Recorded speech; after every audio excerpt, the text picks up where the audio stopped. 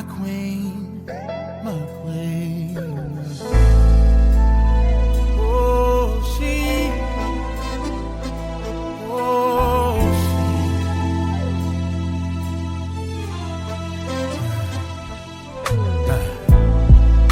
Beautiful, wonderfully made.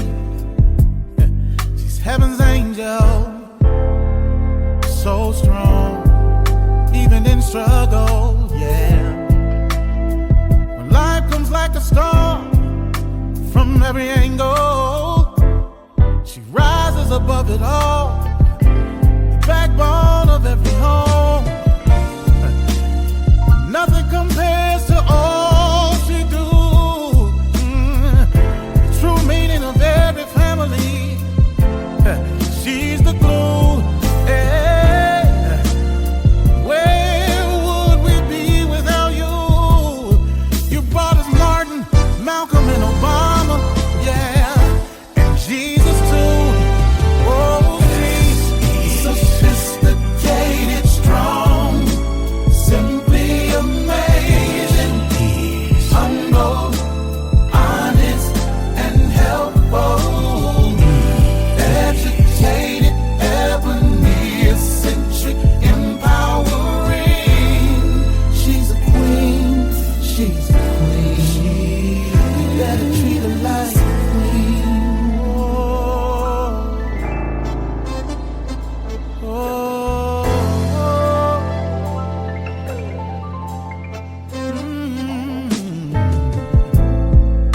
Her strength is amazing.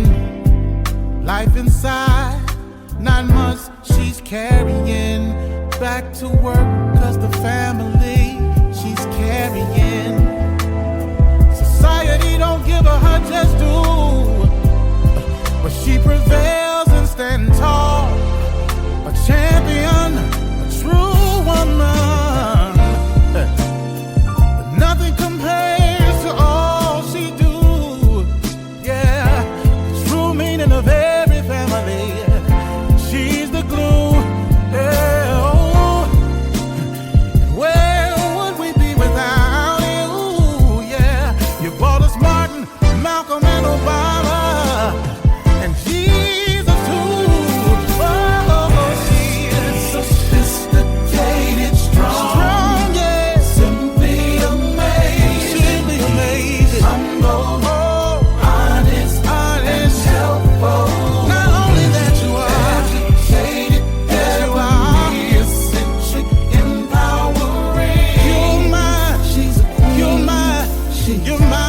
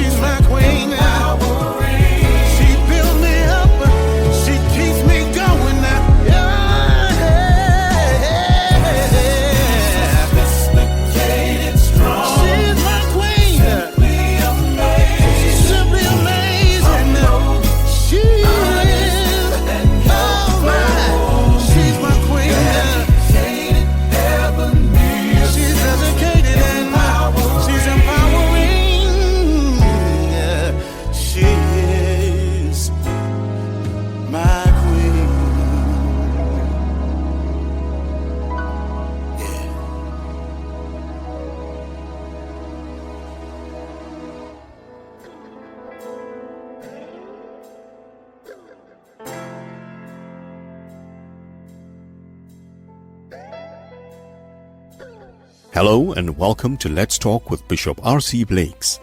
R.C. is an author, empowerment teacher, and the proud pastor of the New Home Ministries of New Orleans, Louisiana, and Houston, Texas. His message circles the globe. His conversational and candid approach to challenging content makes him a relevant voice to all generations. Get ready for a life-changing transformational conversation.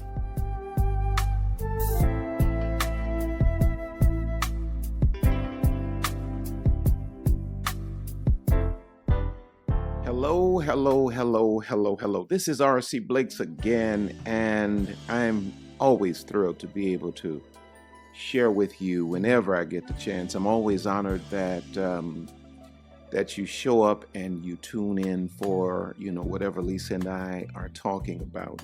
Not that Lisa gets in front of the camera enough. I want you all to really harass her this year about getting in front of the camera. But we started a special edition of Let's Talk with R.C. Blakes centered around my book, Me, My, Mine. It's my, this is a biblical perspective on recognizing and surviving narcissistic abuse. It's my tradition and habit, and some say, well, it's defeating the purpose. But usually when I write a book, I talk about I talk about what's in the book, and some say, well, you shouldn't do that because people won't buy the book. Of course, I want to sell books, but for me, the message is, the message transcends the profit. And what I've discovered is the more I talk about it, it seems as though the more people actually buy the book.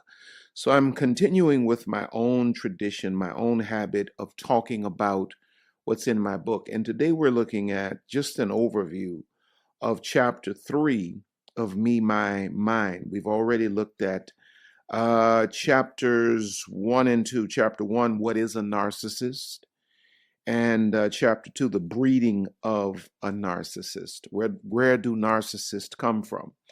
Now, I admit in the book that the perspectives in this book are that of a novice, a neophyte. I'm no expert. I'm no authority on this subject. I'm not a mental health professional.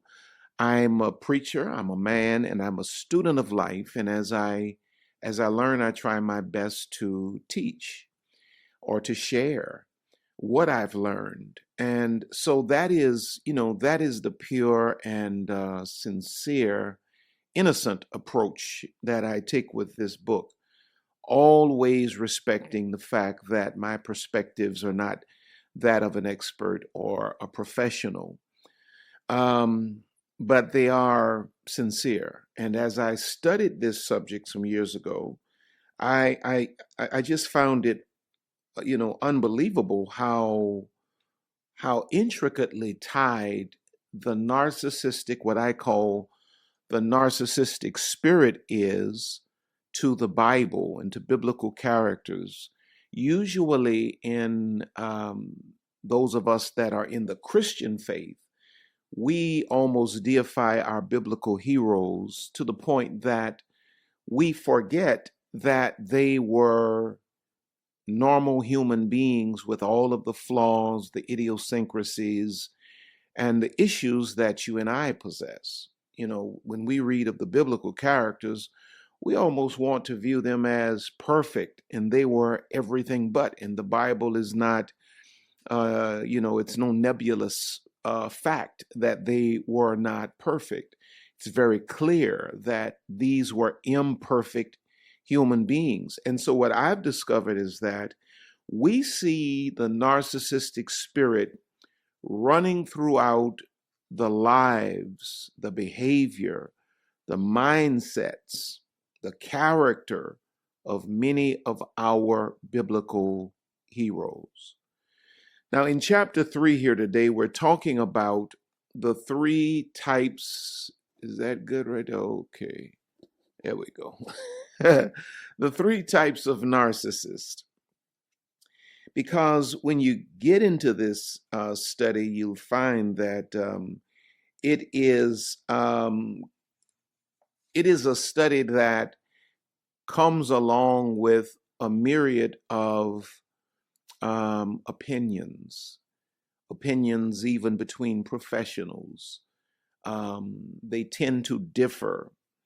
But some experts have created extensive lists of different narcissistic traits that subsequently define narcissistic personality disorder. And they are as follows: grand sense of self-importance. Number two, fantasies about success, beauty, power, and brilliance. Number three, belief that they are special.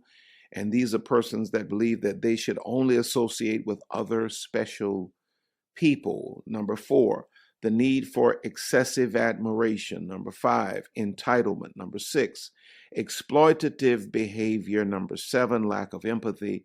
And number eight, envy of others and the belief that others are envious of them. So now, according to the experts, an individual would have to collectively possess a certain number of these traits to be considered a certifiable narcissist of some kind. But when you stop and you look at these things that I just listed, we as individuals, we as human beings, the scientific term Homo sapiens, we all at certain points reflect one or more, sometimes all at different points, many of these characteristics. The difference between you and I, who are well-adjusted individuals versus a narcissist, is that a narcissist will find his or her behavior along these lines normal. Whereas you and I, if we haven't, this over obsessive desire to elevate ourselves or to celebrate ourselves or to love ourselves, we typically catch that and we say, okay, wait a minute, something's wrong here. And we repent and we change our ways. Not so with narcissists. But now in my observations, I have found it helpful to divide narcissists into three main categories. Those being grandiose, covert, and malignant. Now, I know that we have some out there who are much more astute, educated, versed in these matters. Please just allow me my opportunity to share my admittedly unprofessional, neophyte position or perspective. This is in no way any scientific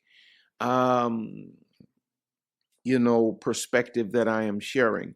It is the perspective of a student that has learned a little bit, and I'm just trying my best to share it. So I've discovered for me, it's best to lump them into three main categories, and that being the grandiose narcissist, the covert narcissist, and then the malignant narcissist. Now let's break these three down, if you don't mind. The grandiose narcissist has a very high need for admiration, for recognition, for celebration. I just recently went to a very official religious ceremony celebrating the appointment of one of my spiritual sons to the official pastorate of an amazing historical church in the city of New Orleans. And this is the kind of occasion where people who occupy positions like mine, bishops and what have you, would normally put on all of the garments that you see the bishops wear. Most of you have never seen me in any of that. But this is where you wear all of those official garments. If not wearing those robes and all of those official garments, you at least put on the clergy collar and the certain color shirt and the chain with the cross draped across the chest, dropped in the left pocket over the heart, symbolizing, the church being close to the heart of the bishop. And I went there with a simple black suit, a white shirt, and a black tie. I tried my best I actually got there late so that I could sit in the back. I didn't even want to be a part of the processional. I just wanted to be there to support. I wanted to sit in the back with my wife, enjoy the ceremony, bring my gifts, bring our gifts to our son and to our spiritual daughter, hug their necks, and go back to my house. Well, they wouldn't let me do that. They insisted that I would come up to the front, that I would occupy a seat on the platform. And of course, I complied and obeyed because I do know how to follow authority. But I would have preferred sitting in the back. But that is not usually the case with leaders in the church, if you notice. If you go to your particular local church, especially if you are a part of one of the more traditional Black congregations where we have the stages with all of the seats on the stage and all of that kind of thing, you'll notice preachers almost getting there early to get their seat. It's because I believe personally, and I'm just saying this because I come out of the church culture. I was born in the church culture. I am church culture. You know, I would like to think that I'm what's at least good, if not what's best about church culture. But I come out of it all, the good, the bad, and the ugly. And in the church, we find a lot of grandiose narcissists who are always jockeying to be admired, to be recognized, to be celebrated, to be seen. The grandiose narcissist is an exhibitionist. And in the book, I liken the grandiose narcissist to that of like a little child, a little, let's say 6, 7-year-old kid that's learning how to tap dance or dance with the taps, you know, you know, that kind of thing. You go to the house and the little kid, 6, 7 years old, just learning to tap dance, and you know, he or she has an audience of 3 or 4 adults, and they come in and they want to tap dance because they want everybody to see them, because they want everybody to be proud of the progress they've made and the expertise that they are developing. And they will dance and they will get in your face and they will make all kinds of noise until you pay attention.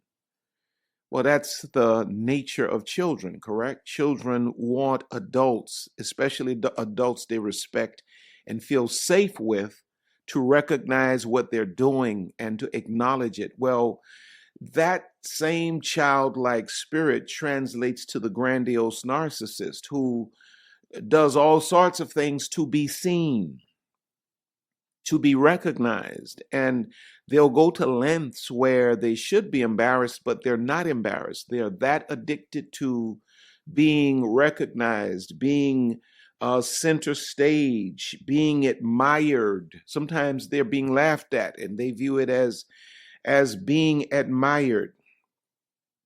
They want to draw attention to themselves from their audience, even if their antics is disturbing the natural order of the room that they're in. They'll disturb a wedding to be seen.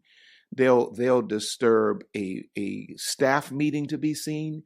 They'll disturb a church service to be seen. They'll disturb a family gathering to be seen, because the grandiose narcissist is like the little kid tap dancing, waiting for everybody to look at me, look at me, look at me.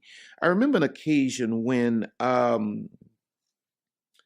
I had a member in our church. And man, she would just do all sorts of things to just intentionally draw attention to herself. Some of these things, you know, a person as old should be ashamed of, but she seemed to never be ashamed. She just enjoyed the attention that she attracted to herself. She would do things literally, and this would happen say all of the time. This would happen quite frequently. She would do things like waiting until a quiet point in a sermon or a lesson. And it's at that point that she would begin to unwrap, you know, the old traditional peppermint, you know how noisy that paper is. She would begin to unwrap that paper at a quiet point so that the whole congregation would turn to look at her. And she thought it was funny. Or she would get up and walk at a time when it was appropriate to sit down. Interesting. And so, I'm sitting and I'm contemplating, how am I going to deal with this individual? Because this individual is, a disturbance and a distraction to the flow of order in our church. And so I mentioned the dilemma to one of the leaders who was always present to witness this behavior. And the leader said to me, well, Pastor, she does that because she feels entitled because of who she's related to. She doesn't feel like you will correct her because of who she's related to. And it was like a light bulb went off. You know what I'm saying? And of course, at that point, I said, okay, enough is enough. And I corrected that. But she, in my opinion, in my humble, unprofessional opinion, was a narcissist. Yeah, I think she was. Now, grandiose narcissists love positions of power and prestige, like I just mentioned to you about even the church. But the Bible is filled with characters who would have been certifiable narcissists.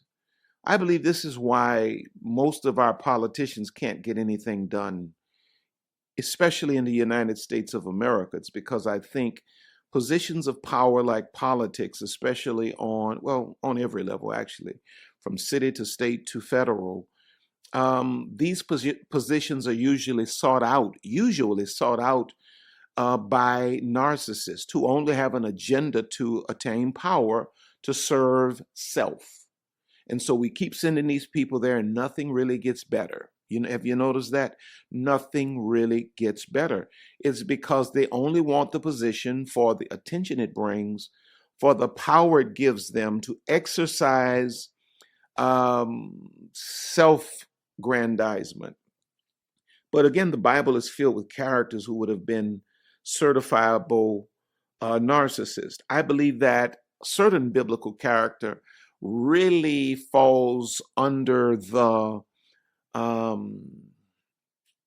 umbrella of grandiose narcissist, and his name is King Nebuchadnezzar. And when you read his story in Daniel chapter 4, verses 28 through 32, well, it reads like this. All this came upon the king Nebuchadnezzar at the end of 12 months. He walked in the place of the kingdom of Babylon, palace of Babylon. The king spake and said, is not this great Babylon that I have built for the house of the kingdom by the might of my power and for the honor of my majesty? While the word was in the king's mouth, there fell a voice from heaven saying, O King Nebuchadnezzar, to thee it is spoken, the kingdom is departed from thee, and they shall drive thee from men, and thy dwelling shall be with the beasts of the field. They shall make thee to eat grass as oxen, and 7 times shall pass over thee until thou know that the Most High ruleth in the kingdom of men, and giveth it to whomsoever he will. Now, Nebuchadnezzar was, again, I believe, a grandiose narcissist. He could not recognize the sovereignty of the Most High because he had the compulsion, the narcissistic compulsion, to put himself at center stage and to claim the spotlight or to take credit for everything. And this displeased God. Few things we learn from Nebuchadnezzar. The first thing we see is that narcissists offend God. Even the Most High God has an intolerance or a low tolerance for narcissists. The second thing we learn from Nebuchadnezzar is that there's always a severe price to be paid for living one's life in dishonor of God and disregard for one's fellow man. In the case of Nebuchadnezzar, he wandered the field. His nails grew like animals' claws. His hair grew out and matted to the point it looked like feathers. He was like a wild man for a certain amount of time until God broke him.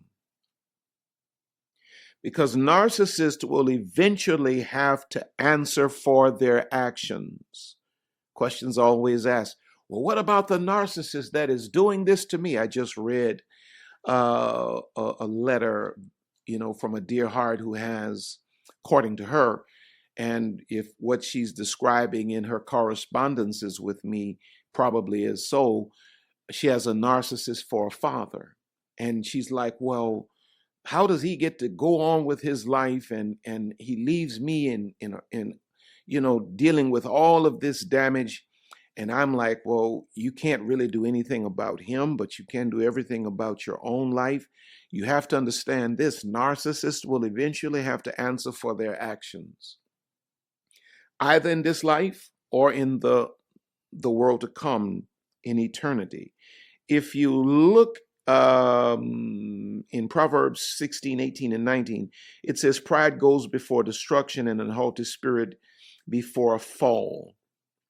Verse 19 says, better it is to be of an humble spirit with the lowly than divide the spoil with the proud. God always has a judgment for the proud. The grandiose narcissist loves money because it allows him or her to reinforce their superior delusion. They can access an abundance of things if they have money, and things reinforces their delusion of supremacy. They tend to judge success in themselves and even in others based on material possessions. Now, number two is the covert narcissist. Now, this is another character. You've heard in the movies or on television shows the phrase covert operation. A covert operation speaks of a secret operation that flies beneath the radar. Anything that is covert is secretive or not obvious. And there is such a thing as a covert narcissist.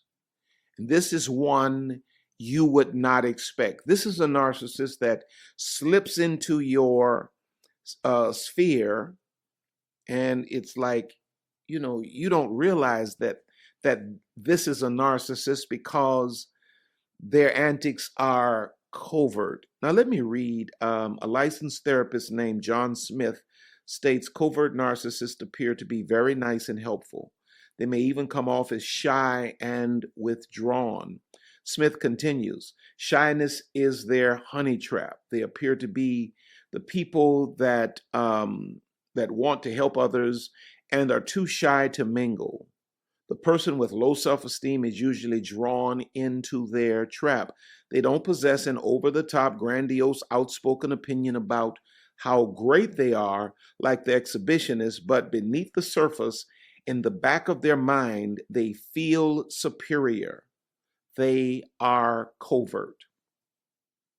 Now, the covert narcissist specializes in manipulating your personal feelings and emotions. They specialize in manipulating your emotions. The Bible describes a particular person who seems to generally fit this description, and it's found in Matthew 7:15, where it says, beware of false prophets, which come to you in sheep's clothing, but inwardly they are ravening wolves. They are what? Covert operatives. Now, the covert narcissist is probably the most difficult to recognize. Secrecy is the covert narcissist's weapon. They function in secrecy. I think, again, we can see, the childlike nature, the mischievous childlike nature of a narcissist, even in the covert narcissist, because if you were to liken them to children, little kids, from the point they can even speak a little bit, immediately seem to know how to play mother against father or one adult against another. And they'll have adults, at one another's throats while they're sitting there with the lollipop looking back and forth, because they know how to psychologically manipulate one when the other's not giving them what they want, or manipulate the other when the one is not giving them what they want. But their MO is secrecy, the covert narcissist. Now, the covert narcissist creates anxiety. Their victim will experience nervousness and won't always know the source of the stress. They are masters at turning the spotlight in every direction and onto every other person but themselves. Covert narcissists master the language of the victim. If only they would have, and they won't let me be great, and if I had your hand, they master the language of the victim. The covert narcissist makes everyone want to help him or her while they aim to use those who help. Now, let me look at number 3, and then I'm done for today.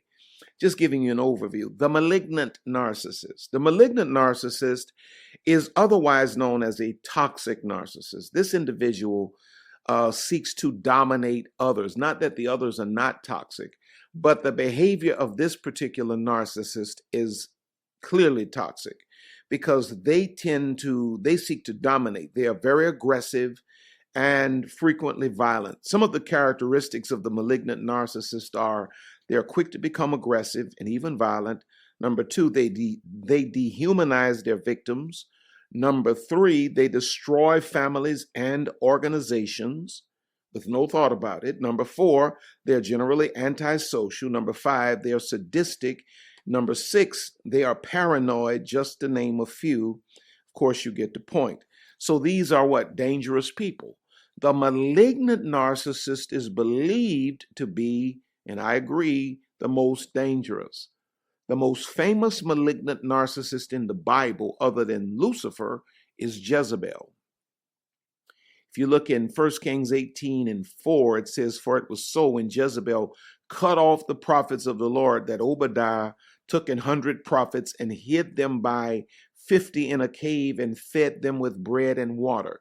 Why was he hiding the prophets of God by 50? It's because Jezebel was killing them. So he had to hide them for their protection. Jezebel was malignant. Jezebel was so malignant, she dominated her husband, King Ahab. He was the king, but she was the boss. And the Bible says in 1 Kings 19:1, and Ahab told Jezebel all that Elijah had done, and withal how he had slain all the prophets with the sword. All of her false prophets were defeated by the prophet Elijah. Now, what's interesting is that Ahab is reporting to Jezebel even. Amid the quiet of the night, I sense the weight of worries taking flight. But darling, listen close and hear my plea. In this melody I ask, darling, don't you weep for me. In the shadows where fears reside, I find solace in the love you provide. With every step you ease my pain. In your embrace I find shelter from the rain. Darling, don't cry, don't shed a tear, for I'll be your fortress, I'll always be near. Though storms may rage and oceans may roar, I'll stand by your side. So he is the king. She took authority over him. She dominated him because that's what malignant narcissists do. They dominate everybody in their circle. Jezebel terrorized with her words. You know, she sent word to Elijah, the same thing I did to those other, what you did to my prophets, I'm going to do to you by this time tomorrow. And Elijah got so terrified, he started running for his life and became even suicidal because it was documented of what Jezebel would actually do. She wasn't only making threats, she was able to, or at least she believed she was able to follow through on those threats. So Elijah started running for his life because the words of a malignant narcissist will terrorize. And the only solution when dealing with a malignant narcissist is to separate yourself safely and wisely. We will deal with strategies to escape narcissists in the chapters to come. But there you have an overview of chapter 3, Me, My, Mine. Go to Amazon right now and pick up a copy of this. You should be able to get this and the ebook version at this time, if not also the audio version. But you can go to Amazon right now and pick this up. Now listen, it's always a joy to have been with you. Don't forget to go by my website, rcblakes.com. Sign up for our mailing list. Make certain that you check out all of my online programs while you're there and while they're there. If you don't have my other books, Queenology, Father-Daughter Talk, Kingology, Wisdom for Women in Ministry, Soul Ties, so forth and so on. While you're there checking out this book, look at my other books as well on Amazon. Thank you to all of you that support Lisa and I. It means the world to us. If you need counseling of any kind, go to BetterHelp Counseling and hit the link, or go to my description, hit the link for BetterHelp Counseling. If it works for you, they'll give you 10% off of the cost of their counseling, and they in turn will make a deposit into RC Blake's ministry for my referring them to you. Thank you again. Now, until next time, we'll go into chapter 4. Remember, you're on top and you're going higher. God has more in store for you. So we will see you at the top. God bless you. Until then.